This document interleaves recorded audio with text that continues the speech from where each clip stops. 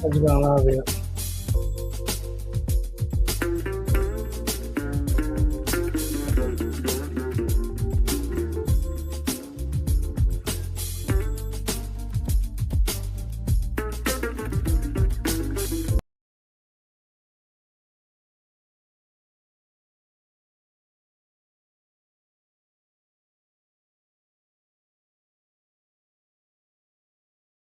Out to everybody's Preacher Moss, the host of the SOS Shout Out Show. Hope everybody's having a beautiful Wednesday. First thing off the top, please allow me to apologize to our Shout Out Show family for last week's show.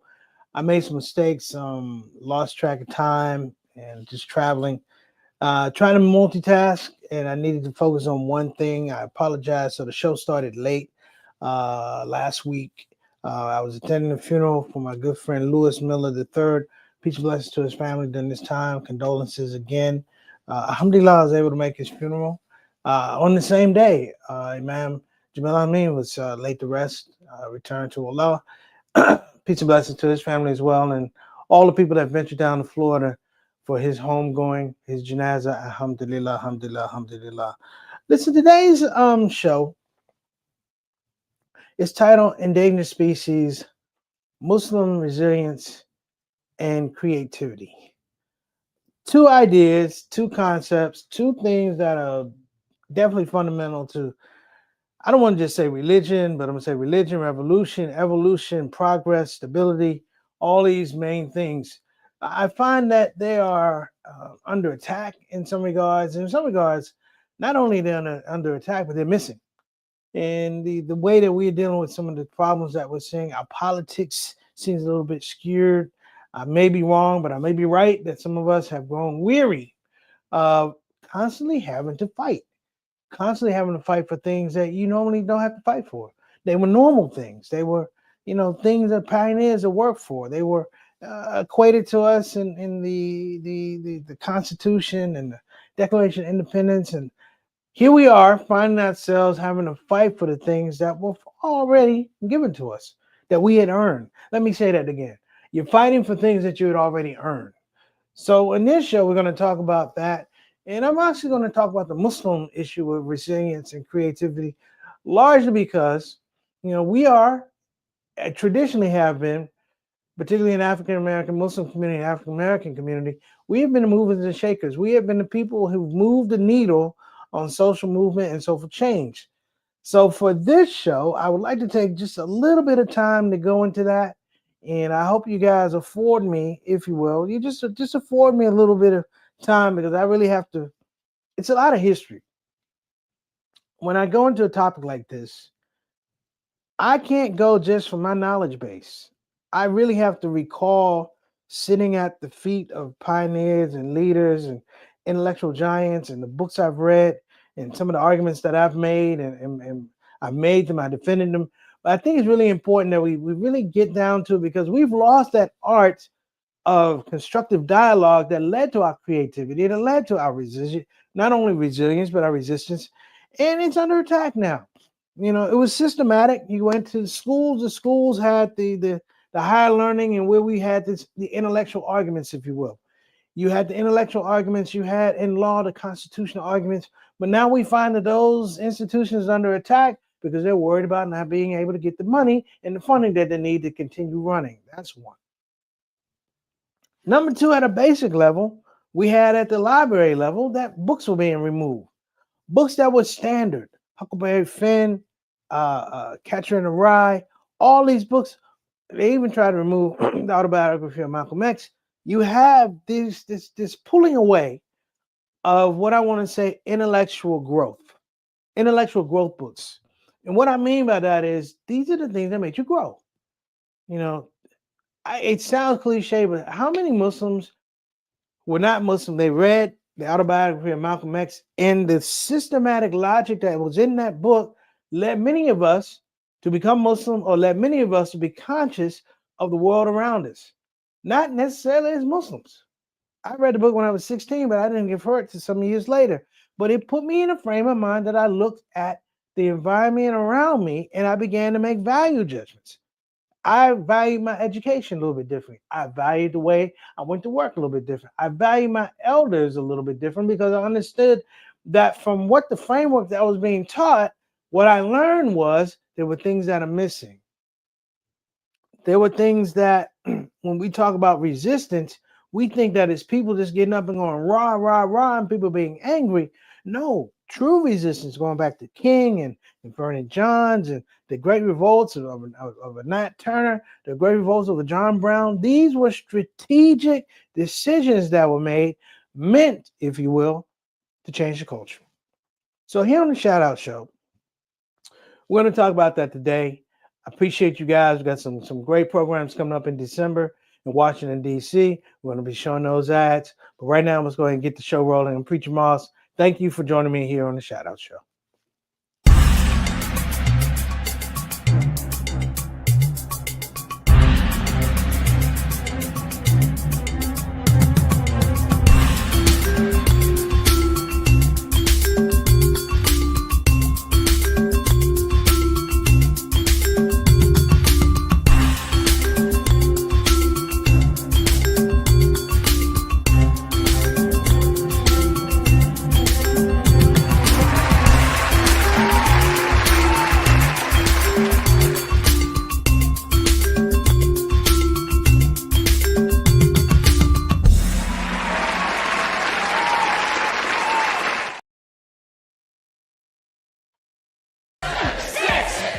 Assalamu alaikum. Assalamu alaikum. Hold everything. Stop the counting.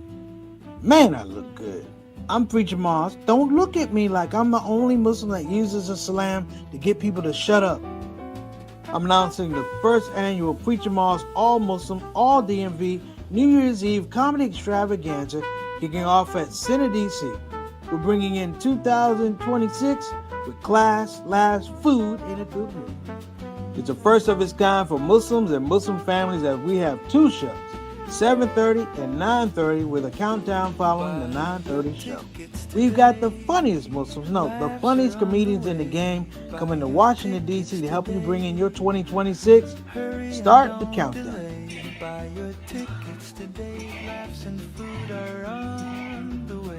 Stop, it's too early for the New Year's countdown. That countdown is for people to get their tickets. Tickets are limited and we anticipate a sellout. Proceed.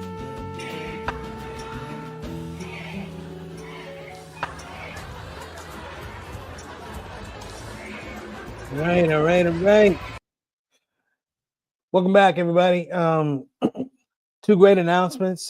Three great announcements. This weekend, I'll be at Al Medina Institute in Little Rock, Arkansas. I'll be there for the fundraiser on December the 6th. This week, if you're in the Little Rock area, unfortunately, I'm just kidding. If you're in the Little Rock area and you want to come and support a great cause, please come out and support Medina Institute, and your brother will be doing the comedy after the fundraising, inshallah. And in Washington, D.C., we have two events, not one, two. It's a Preacher Moss twofer. First, December the 27th, we have the Preacher Moss first annual East Coast Black Muslim Singles Networking and Comedy Gala, going to be held at Suite 2, 2323 Martin Luther King Avenue in Southeast Washington. And then on New Year's, Preacher Moss' first annual New Year's Eve comedy extravaganza, we are going to be holding at Center DC on 9th Street. Listen, you don't want to miss it. Get your tickets because they are limited. Okay. Let me get to our shout out family first. Let's get to our shout out family. What's going on, Sister Ree? How you doing? Assalamu alaikum warahmatullahi wabarakatuh. Good to see you. Thank you so much for joining us. Appreciate you. My man, Altaf Rashid. Wa alaikum assalam warahmatullahi wabarakatuh. One of our day ones. We call him Mr. 6 o'clock, straight up, straight down. Canadian envoy to the show. What's going on, beloved? Okay, and of course, we got Brother Jabril, all the way from Charlotte, North Carolina. Wa alaikum assalam warahmatullahi wabarakatuh. Good brother. Good to see you, man. I have to ask you, Jabril, did you make it to Imam Jamil's janazah? I had to ask. For some reason, I had an idea of you going. want to give a shout out to my brother who I hung out with. I had a great time with the Thomas family. And my brother came, picked me up, make sure I was okay. He got me out of there before it snowed. Shout out to the Thomas family, JT, Yolanda, Jordan, Justin, Rachel, and of course Miss Thomas and Eunice and Vivian. Everybody, let's had a great time. Shout out to the boys. My nephew's looking good. Yeah, looks good on Jordan, JT. I just want to tell you that. So, who else? That's about it. Shout out to my mom and my aunt who who, who made it to Washington Hospital Center and made it back without killing anybody, including themselves. Alhamdulillah. And shout out to my brother Rick. Rick, lifesaver, man. Thank you for taking the Golden Girls over for that procedure and bringing them back. Okay, I'm ready. Endangered species, Muslim resilience, and creativity.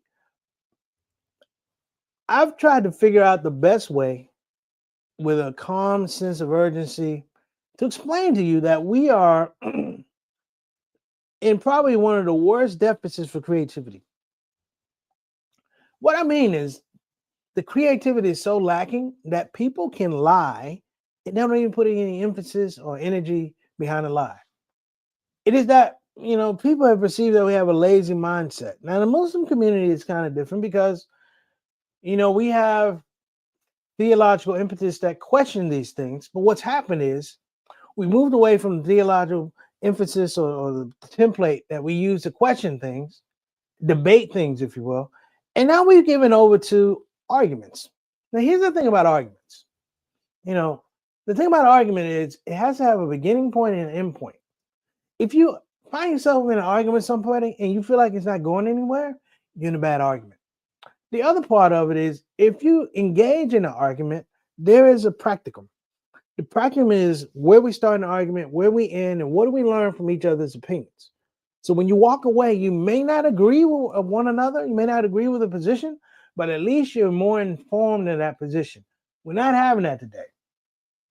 What we have is a farcical government, farcical politicians who have aligned themselves. I don't want to use the word fascist, but they've aligned themselves with a fascist lifestyle. That's probably worse than following a fascist lifestyle, in which the thing that has to be attacked directly is creativity. You see, when you're creative, it leads to that resiliency, it leads to resistance. Trust me, those who are around Malcolm X, who talked about his strength and his discipline, you know what they also talked about? His sense of humor. The same thing with Honorable Elijah Muhammad, his sense of humor. I heard it from the lips of the Honorable Dick Gregory. I heard it from the lips of Dick Gregory that Malcolm was a funny man. And he said that Malcolm was a funny man because he had to be able to balance the world for different perspectives, including his. If you think about his move from NOI to Sunni to being able to still, in his mind, embrace the goodness of his people and work on that regard of his people, pretty amazing. Even in traditional Islam, we talk about our blessed Prophet Muhammad, peace and blessings be upon him. There's still the scope of this man had so many things, leading a religion, leading people. But what did they talk about? His smile and his laugh. You see, smiling is a response. Laughing is a response. Okay? Pain is a reality. Discomfort is a reality that comes from a response. In those two things, I want everybody to know we are capable of doing amazing things if, one, we believe that the models that have come before us are viable models, and two, if we believe that we can recreate that model or make a better model. Two things: recreate that model or make a better model. The idea of resistance here in the United States is protest, but it's not progress. Let me say it again. It's protest, but it's not progress. To show 100,000 people in a town protesting doesn't mean anything if you're not getting the desired result. The sadness of this ceasefire in Gaza is that it was never a ceasefire. It's just that the moment people got a chance to take a break from the daily bombardment of pictures and people being bombed and people being killed and bodies being blown all over the place, the moment people got a respite from that, they took off and they never wanted to come back. Nobody wanted to come back to the reality of what was happening. Nobody wants to come back to the reality of Sudan. In fact, they don't even take us to Sudan. It's a much smaller issue than the Gaza was. I'm just giving you the facts. But the problem is, in our lack of response, in our lack of creative initiative, what you have is people who are emboldened. Let me tell you something as a comedian, if this makes sense to you. When you're a comedian on stage and you are telling jokes, okay, thanks, Satana. Was that me? Satana's like, you need to wrap it up. Thank you, though, Satana. What I wanted to say, and this is pretty quick, when you're a comedian on stage, people assume that when you're on stage that you have a certain level of creativity. Listen to me, this is very important. They assume that you have a certain level of creativity. And this is where it gets, I think I can make the point. When you're not making people laugh or making feel like they made a valid investment to come see you at a show, or at least sit in a chair and listen to you for 30 minutes to an hour, those people will sit and realize if you're not they're going to think that you're not creative. Now you can say people are yawning or they're not clapping, they're not laughing, whatever the response is, but people are making an assessment that you're not creative. And from that, they begin to wonder, well, why am I spending my time?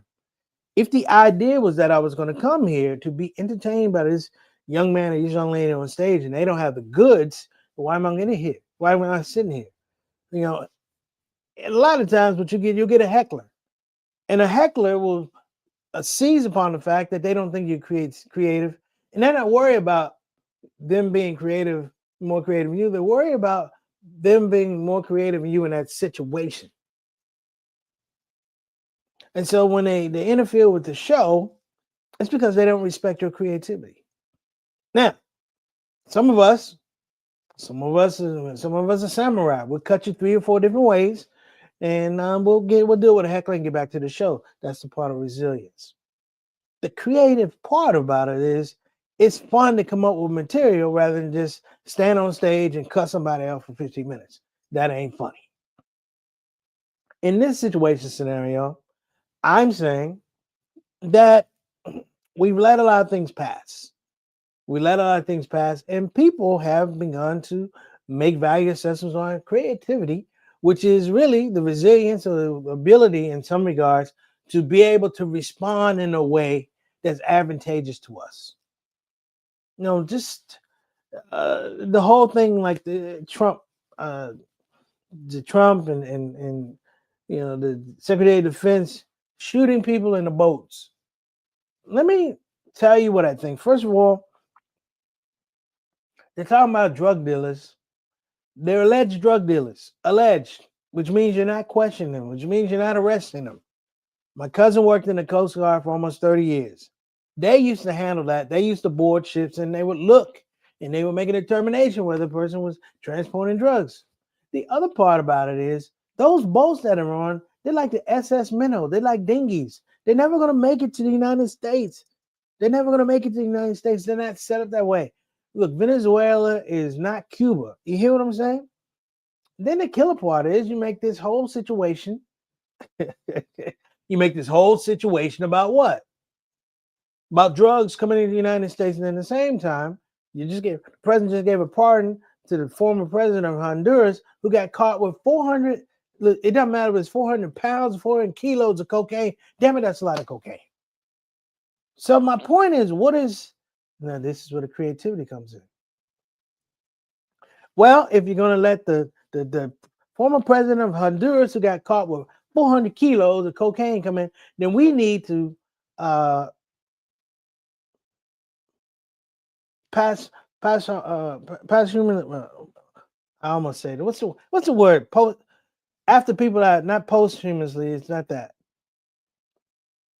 You know what it is. All right. So we need to take all the old drug dealers, right? Everybody from Frank Lucas.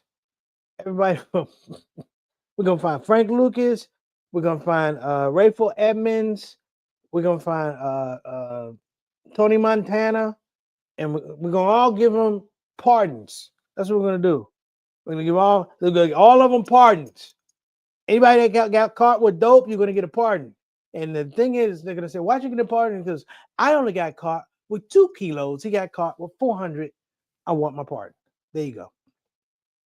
Now, let's move forward. The attacks now have become ridiculous. ISIS now moved into New Orleans. First of all, if you ever been to New Orleans, you can't tell the black folks from the white folks from the Latinos. Because they all look the same. You can't. You got black people dark as Wesley Snipes with wavy black hair. You don't know. You can't tell Native Americans. Why in the world would you even go to New Orleans? And I hope that gonna be there during Mardi Gras, because that back line gonna be a mess, Satana. That's all I'm saying. That second line gonna be a mess. That's all I'm saying. And they're going to Minnesota. I don't think the move to Minnesota is smart. I don't think the National Guard is gonna be up there too long, because it's cold in Minnesota. You don't have immigration issues until July. It's cold up in Minnesota. When the place thaws out, you might catch 1 or 2 Mexicans on the way to Houston because of the weather. That's all I'm saying. Okay. Let me get to this whole thing about resilience. And there's no halal way to say this. Muslims, you guys stop getting punked. Just stop getting punked. Okay? This is what I mean. Just because you think somebody's gonna swing at you, don't plan your whole day like somebody's gonna swing at you. Okay, this is what I mean. Yeah. Let's stop. I wanna issue a moratorium on the word Islamophobia for like the next 60 days. Find a new word for Islamophobia. Crazy crackers. Hey, Satan, I came up with a new one. Schizophrenics. You're going to be dealing with schizophrenic people for the next 2 months. And here's the deal. They're not creative. And the reason why they're not creative is they all sit around in a line waiting to take orders. Not asking questions, not bringing any logic. This is just it. Someone told them to do that. Someone told them to do that. That's their reason. Someone told them. National Guard is in Washington, D.C. doing nothing. Doing nothing. Okay? All of D.C. is being shut down now with 500 more National Guard people because of someone who shot somebody. They weren't even from D.C. They came all the way from Washington State to shoot somebody. Now, here's my problem. And they shot him downtown. The National Guard, listen, I don't mean, look, if I need my trash picked up, if I need some sandbags made, cool. National Guard is not the police. I'm here to tell you, if DC police saw this person, it'd have been a problem. In fact, if this person had gone to parts of Southeast DC, you'd have never heard about him. It'd have been a blip, because you pull out over there, they pull out on you. That's all I'm saying. So let me add this. And in fact, why don't we go to commercial and we'll be right back. Go ahead, Stan. You've been waiting to run that commercial. Go ahead.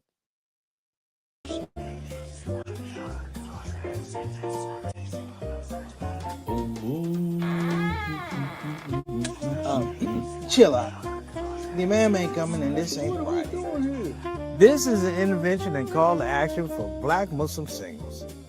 In the name of Black Muslim love, I'm claiming December 27th the first annual East Coast Black Muslim Singles Networking and Comedy Gala. All roads lead to Washington, D.C., formerly known as the Chocolate City, the gentrification from Shaitan. Anyways, we have what you need for the holiday season. Ho ho no, I'm calling out the elite of the elite Black Muslim singles to join us in Washington, D.C. for the first annual East Coast Black Muslim Singles Networking and Comedy Gala held December 27, 2025. Sweet Tooth Restaurant and Cafe, comedy by preaching friends, food by Chef Steve, and the star is you. Get your tickets. Early bird tickets are $75, after December the 9th, $85. Sweet Tooth Restaurant and Cafe, 2323 Martin Luther King Avenue, Washington, D.C. in Southeast, December the 27th, 7th through the 10th. You don't want to miss it.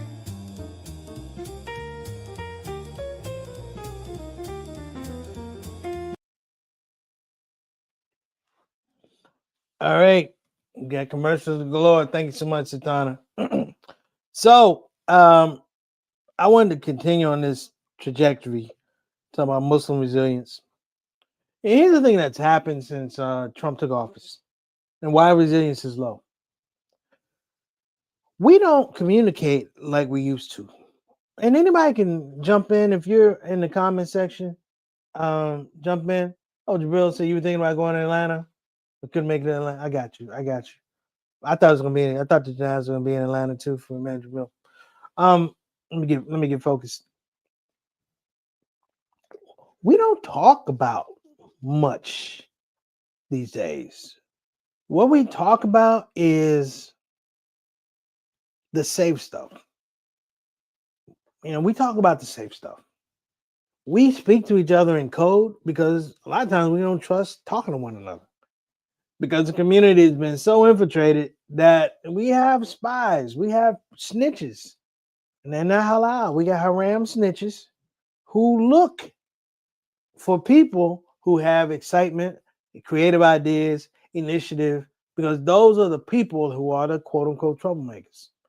They're not the troublemakers, those are the creative people. They're the ones who lead the resilience that moves us to resistance, that moves us to, I want to say, credible intellectual action, and it scares the hell out of people. I go to matches now. You pretty much probably got to go to almost an NOI match here to hear about what's going on in the world today and have some emotional. That imam up there, he's emotional about what's going on.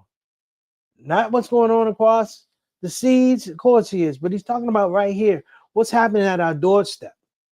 And we're not having the conversation about what's happening at our doorstep anymore. We speak in these really weird abstract terms. I remember when I said, it was on the show, I said a ceasefire is not cease war. Why? Because, I did 6 years in military school, but I understood the fact that it's a war if two people claim it. It's a war if two people claim it. Gaza has no defense. IDF, they're not really a standing army, but they stood long enough knowing that I can win fighting against people who are defenseless or fighting against people who we know we can keep defenseless. And you have to be foolish to believe that an opinion stops an animal. An opinion stops a bullet. It doesn't, folks. It doesn't. And if we begin to really, really, look at just look at the scope of progress in the Middle East. There's been none. There's been none. Since the Nakba, there's been none. Everything, this is what they do. And this is the big deal. Now, I won't go over today. But what happens is, what they do is they take all the people who have creativity and resilience and they wait you out. The saddest thing about Imam Jamil Al-Amin is that they waited him out. They put him in prison long enough whereby when he came out, all he could do was be dead. He wasn't effective. They made sure he was out of his space of influence, his sphere of influence, and they let that brother die. May Allah be pleased with him.